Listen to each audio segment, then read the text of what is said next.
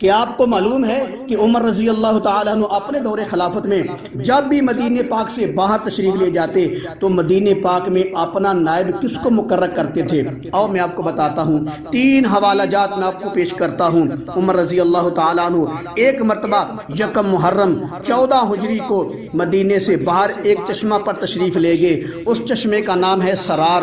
تو جاتے وقت علی رضی اللہ عنہ کو مدینہ کے اندر اپنا نائب مقرر کر کے گئے تھے۔ دوسری مرتبہ عمر رضی اللہ عنہ 15 ہجری کو جب بیت المقدس فتح کرنے کے لیے ابو عبیدہ بن جراح کو روانہ فرمایا تھا تو بعد میں خود بھی چلے گئے تھے بیت المقدس کی طرف، تو جاتے وقت مدینہ شہر میں علی رضی اللہ عنہ کو اپنا نائب مقرر کر کے گئے تھے۔ تیسری مرتبہ عمر رضی اللہ تعالیٰ عنہ 17 ہجری کو مقام ایلا کی طرف تشریف لے گئے تھے، تو اس وقت بھی جاتے وقت علی رضی اللہ عنہ کو مدینہ پاک میں اپنا نائب مقرر کر کے گئے تھے۔ اگر کسی سے عداوت ہو، بغض ہو یا کسی کا حق دبایا ہو تو اس حالات میں کوئی کسی کو اپنا نائب نہیں بناتا، نہ کسی کو اپنی ذمہ داری دیتا ہے اور نہ ہی دوسرا قبول کرتا ہے۔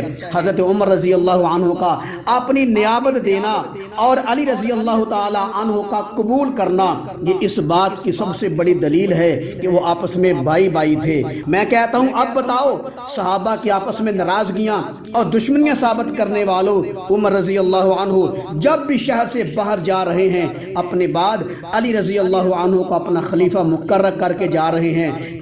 عمر رضی اللہ عنہ کا اپنے بعد علی رضی اللہ عنہ کو اپنا خلیفہ بنانا عمر کے دشمن کے منہ پر ایک زوردار تماچا ہے۔ تو ان واقعات سے معلوم ہوا عمر رضی اللہ عنہ کا اور علی رضی اللہ تعالی عنہ کا آپس میں بہت پیار تھا۔